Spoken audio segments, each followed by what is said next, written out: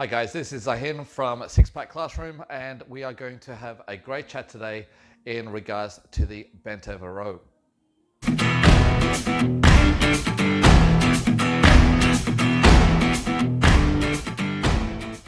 So we are part of a 6-part mini-series where we're targeting the 6 big muscle groups and the most functional exercises. The big 6 for me personally is the shoulder press, pull-up, the bench press, bent over row, deadlift, and the squat. So these are the big ones we're going to be talking about, and today we're going to be starting with the bent over row. So with the bent over row, you're basically taking a barbell, transferring the weight to your heel at shoulder width apart and leaning forward. As you lean forward, you want to have your chest up, decent posture, weight on your heel, and when you pull, you are pulling the barbell back towards your hips.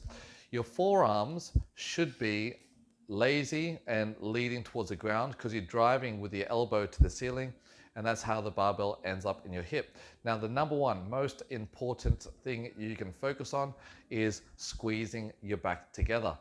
You are focusing on contracting your trapezius and your rhomboid muscles here with a little bit of lat activation.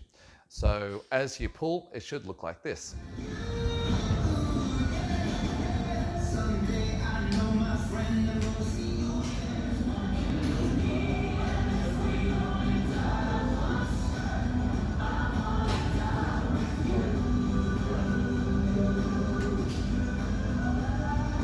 Having a look at a frontal view, what you'll notice is the difference between the barbell and a dumbbell bent over row.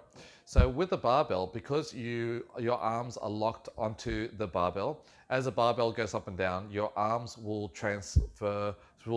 track along train lines. They'll go straight. They'll be parallel with each other as you drive the bar back into your hips and your elbow goes up towards the ceiling. Because your arms are stuck in that two-dimensional environment, there's a little bit more pressure on the shoulder joint because it's not working freely. So if you have a look at the difference between the two, what you will notice is that with the barbell, it has more of a circular rounded motion from the front as the body works in a three-dimensional environment, keeping your shoulders safe in order to create medial flexion or adduction of the scapular bone. So let's have a look at those two and you'll notice the difference between the two.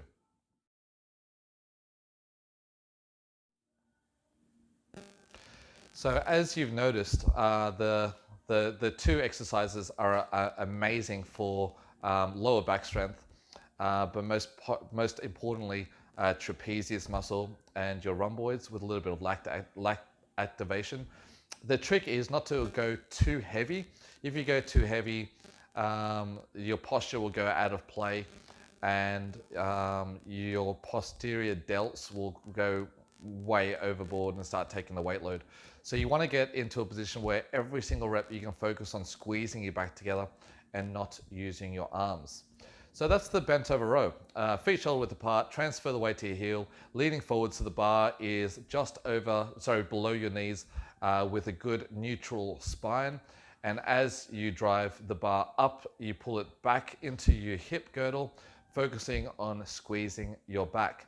Barbell is a little better for power, strength movement, but because your shoulder doesn't work in a three-dimensional environment, it's not the best for your shoulder joint. If you do have sore shoulders, I do recommend using a dumbbell where you can work in a three-dimensional environment and still focusing on squeezing your back together no matter which method or which weapon you choose to use. Any questions, please let me know. Drop a comment below, tell me what you think about this video.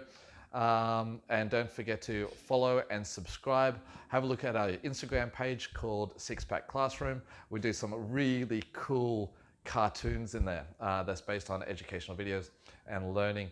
Don't forget to follow us and subscribe, and I'd see you in the next video.